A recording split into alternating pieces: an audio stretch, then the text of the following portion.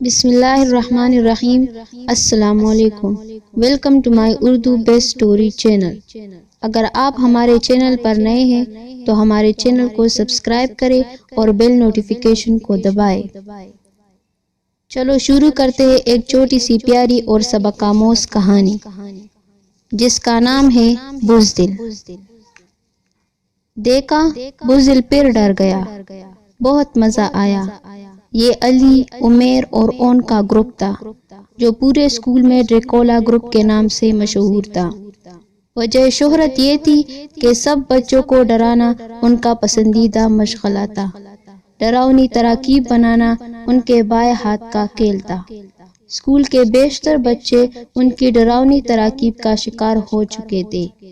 اب تو ہر کوئی ان سے دور رہنے میں ہی عافیت سمجھتا تھا، مگر پھر بھی کوئی نہ کوئی ان کے ہاتھ لگ ہی جاتا تھا اور پھر وہ خوب اس سے لطف اٹھاتے اور ڈراتے۔ 7ویں جماعت کا عزیر کئی دفعہ ان کا شکار بن چکا تھا۔ وہ بالکل بولا بالا تھا۔ یہی وجہ تھی کہ ہر بار ان تینوں کی چال میں پھنس جاتا۔ آج پھر انہوں نے عزیر کو گھیرنے کا پلان بنایا جو 100% کامیاب رہا۔ قصہ کچھ یوں ہوا کہ حالیہ بارشوں کا پانی ٹپکنے کی وجہ سے اسٹور روم میں پڑے لکڑی سے زائد بینچ گیلے ہو گئے تھے۔ ان کو سکھانے کے لیے اسکول کے بالائی حصے میں انتظامیہ نے رکھوائے تھے تاکہ دھوپ لگ جائے اور لکڑی خراب نہ ہو۔ عمیر کی نظر جب ان پنجوں پر پڑی تو اس کے شرارتی دماغ نے ایک منصوبہ بنا لیا جس میں علی اور اون بھی شریک ہو گئے۔ اب وہ تینوں خالی اسٹور روم کا جائزہ لے کر مکمل پلان بنا چکے تھے۔ اسٹور روم خالی تھا۔ عمیر اور علی کسی طرح عزیر کو گھیر کر اسٹور روم تک لے آئے اور عزیر کو اسٹور روم میں اپنے بال کے گم ہو جانے کے متعلق بتائے ہوئے اندر تک آئے اور پھر تیزی سے باہر نکل کر دروازہ دھکیل دیا جہاں اون کنڈی لگانے کے لیے تیار کھڑا تھا۔ کھولو، کھولو، مجھے باہر نکالو، یہاں بہت اندھیرا ہے، مجھے ڈر لگ رہا ہے، میرا دم گھٹ رہا ہے، علی بھائی، عمیر بھائی مجھے باہر نکالے۔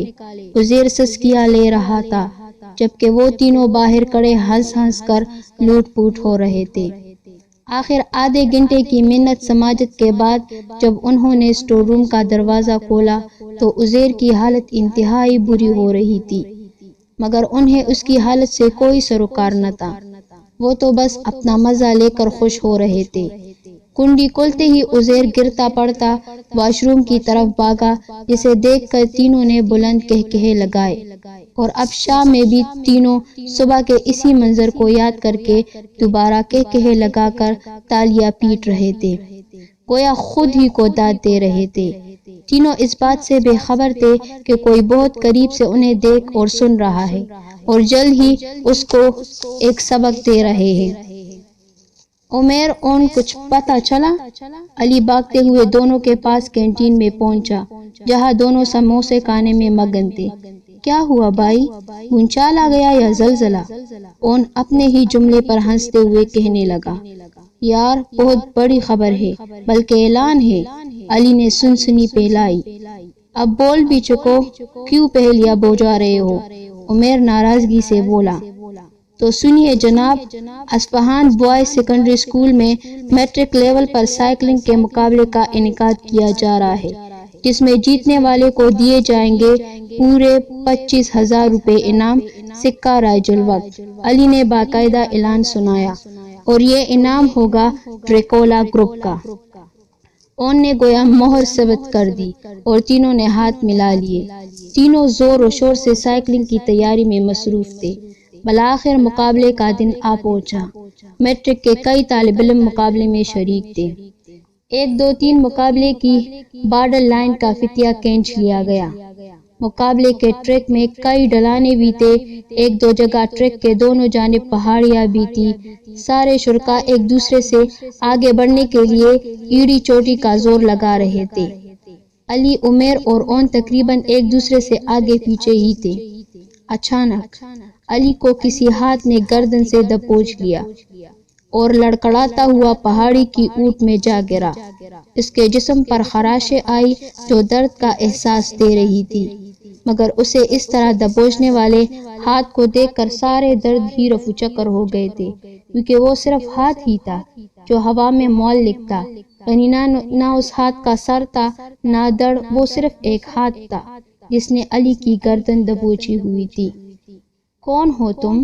مجھے جانے دو، علی نے کہا، مگر ہاتھ کی گرفت بڑھتی جا رہی تھی۔ علی کا دم گھٹ رہا تھا۔ عمیر اور اون کو تھوڑا آگے جانے کے بعد علی کی غیر موجودگی محسوس ہوئی۔ دونوں نے سائیکل روک کر پلٹ کر دیکھا، مگر علی کا نام و نشان تک نہ تھا۔ آخر دونوں نے پلٹنے کا فیصلہ کیا اور سائیکل کنارے کنارے چلا کر پیچھے کی جانب بڑھے۔ تھوڑا ہی آگے علی کی سائیکل پہاڑی کے قریب گری ہوئی ملی۔ دونوں اپنی سائیکل روک کر نیچے اترے۔ سائیکل تو مل گئی، مگر علی کہاں گیا؟ اون نے پریشانی سے بولا۔ وہ دیکھو علی کے جوتے، عمیر چلایا۔ دونوں تیزی سے جوتوں کو پاس پہنچے، مگر علی وہاں بھی نہ تھا۔ اب دونوں صورتحال پر غور کر رہے تھے کہ انہیں کسی کے سسکنے کی آواز سنائی دی، اور اس سسکنے میں فریاد تھی۔ ایک لمحے کے لیے دونوں کے جسم پر کپ کپی طاری ہوئی۔ ماحول کا سناٹا اور سرد ہوائیں دونوں کے رونگٹے کھڑے کر رہی تھی۔ دونوں ایک دوسرے کا ہاتھ تھامے آہستہ آہستہ آگے بڑھے۔ آواز کی سمت کا تعین کرتے ہوئے وہ پہاڑی کے عقب میں موجود تھے، اور وہاں ان کی آنکھوں نے جو دیکھا وہ انہیں بے ہوش کر دینے کے لیے کافی تھا۔ اگر دونوں کا ساتھ نہ ہوتا تو یقیناً اکیلا بندہ بے ہوش ہی ہو جاتا۔ علی آنکھیں کھولو، یہ تمہارا حال کس نے بنایا ہے؟ اون اب علی پر جھکا اسے پکار رہا تھا کہ اچانک ہی ایک کالی بلی پہاڑی کے اوپر سے چھلانگ لگاتی نمودار ہوئی۔ بلی کی اچانک آمد نے اون اور عمیر کے رہے سے اوسان بھی خطا کر ڈالے۔ دونوں بلی کی آواز پر ایسے سہمے کہ ایک دوسرے کے گلے لگ گئے۔ وہ ابھی اس کیفیت کے اثر سے نہیں نکلے تھے کہ انہیں اپنی ہی گونجتی آوازیں سنائی دینے لگے۔ بزدل، بزدل، ڈرپوک، ڈرپوک۔ اسی اثنا میں علی کو بھی ہوش آ گیا، جو ویسے ہی مغدوش حالت میں تھا۔ اس نے اون اور عمیر کو اپنے قریب پا کر سکھ کا سانس دیا، لیکن پھر ان آوازوں کو سن کر اس کے بھی ہوش اڑ گئے۔ اب انہیں اپنے آوازیں چاروں طرف گونجی سنائی دے رہی تھی، اور یہ آوازیں تیز سے تیز ہوتی جا رہی تھی۔ تھوڑی دیر بعد تینوں کانوں پر ہاتھ رکھ کے چلا رہے تھے، بند کرو، اسے بند کرو۔ اسی پراسرار ماحول میں تینوں کی آنکھیں بند ہوتی چلی گئی۔ تینوں کو جب ہوش آیا تو انہوں نے اپنے آپ کو اسپتال کے بستر پر پایا۔ علی کے بازو اور گردن پر پٹیاں بندھی تھی، جبکہ اون اور عمیر کو صرف ڈرپ لگی ہوئی تھی۔ نرس نے انہیں ہوش میں آتے دیکھ کر ڈاکٹر کو بلایا۔ تینوں کا چیک اپ کر کے ڈاکٹر نے انسپکٹر صاحب کو اندر آنے کی اجازت دی، جو ان کا بیان لینے کے لیے موجود تھے۔ سربراہ جو اسکول کے پرنسپل صاحب تھے، وہ بھی انسپکٹر صاحب کے ساتھ ہی کمرے میں داخل ہوئے۔ ہاں تو جوانوں، کیا حال ہے؟ سربراہ بولے۔ جی ٹھیک ہے، اون منمنایا۔ چلو بھائی، اب جلدی جلدی سارا احوال بیان کرو تاکہ رپورٹ بنائی جا سکے۔ تینوں ایک دوسرے کے آنکھوں کو دیکھنے لگے، اور پھر آخر کار عمیر نے آہستہ آہستہ ساری بات انسپکٹر صاحب کو بتائی۔ جیسے جیسے عمیر بیان لکھوا رہا تھا، وہاں موجود تمام افراد کے ہونٹوں پر دبی دبی مسکراہٹ چھا رہی تھی۔ بیٹا، ڈراؤنے اور جاسوسی ناول بہت پڑھتے ہو کیا؟ سربراہ مسکراہٹ دباتے ہوئے بولے۔ نہیں نہیں سر، ایسی بات نہیں، عمیر گنگنایا۔ اور سر، پہلے تو ایک پراسرار ہاتھ نے مجھے دبوچا تھا، اب کہ علی بولا۔ ہاں ہاں، ایک نہ شد دو شد۔ انسپکٹر صاحب بھی ہنس پڑے۔ لگتا ہے تینوں ریس میں پیچھے رہ جانے اور ہارنے کی شرمندگی سے بچنے کے لیے بہانے تراش رہے ہیں، اور سارا ڈرامہ بھی اس لیے رچایا ہے۔